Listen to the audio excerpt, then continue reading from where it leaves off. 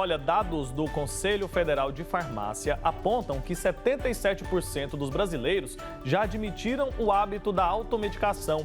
Pessoas recorrem a remédios sem prescrição para tratar diversas enfermidades, como a pedra nos rins, por exemplo. Isso pode dar problema. A gente vai acompanhar detalhes sobre esse assunto na reportagem da Ana Luísa Abreu.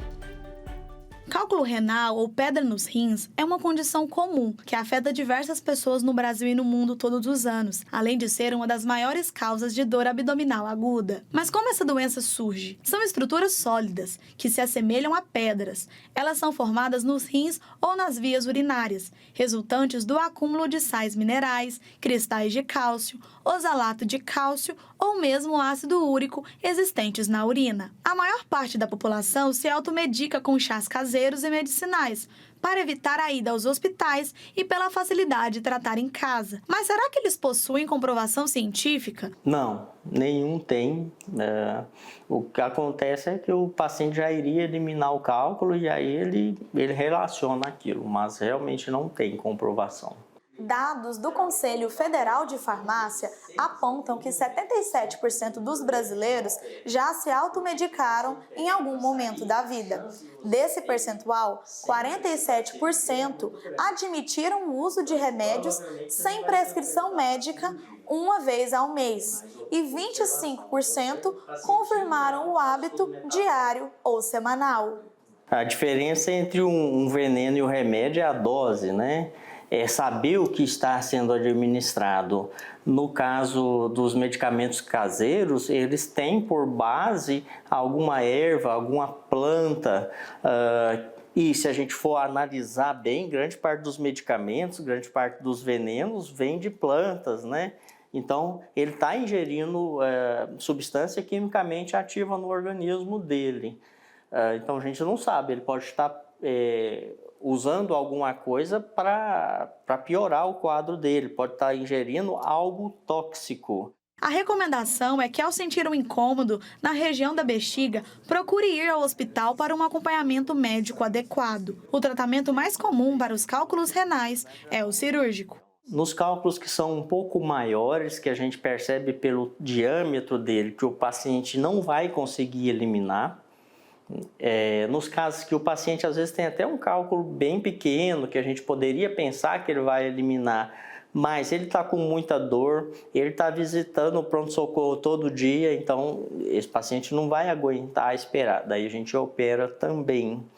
Nos casos de infecção, é muito importante, independente do tamanho do cálculo, a gente tem que operar. Porque ele pode desenvolver uma infecção generalizada, que é a sepse, né? O doutor também explica que a automedicação pode atrasar o diagnóstico correto. Muitas vezes o paciente está ali sentindo dores, né? Se a gente observar aqui, a gente tem o rim e aqui as pedras podem ser criadas. Essa pedra pode migrar para o sistema coletor e entupir aqui nessa parte que é mais fina, que é o ureter. Uma vez que isso acontece, o rim ele fica sob pressão, ele começa a sofrer. E quanto mais tempo a gente demora para resolver aquilo ali, maior é a chance do paciente perder até o rim, né? Tem outras complicações, como a combinação da obstrução por cálculo com uma infecção, por exemplo, pode levar o paciente a óbito. Evitar alimentos ricos em sais é importante para a prevenção do cálculo renal. Uma alimentação saudável de maneira genérica, nada muito específico a gente vai precisar. Uma alimentação que evite o excesso de sais, o excesso refrigerante, por exemplo, tem muito a ver com isso, porque a maioria dos refrigerantes, inclusive os light, diet, zero, eles têm muito sódio. Então, vai continuar prejudicando de toda maneira. E nós sabemos também que os pacientes que são obesos, os pacientes que têm alterações metabólicas relacionadas ao estilo de vida, primeiro, eles têm mais cálculos e, segundo, operar um paciente que é obeso ou que tem uma pressão arterial descontrolada ou que tem algumas comorbidades também é mais difícil, né? Esse paciente ele tende a apresentar maiores complicações cirúrgicas.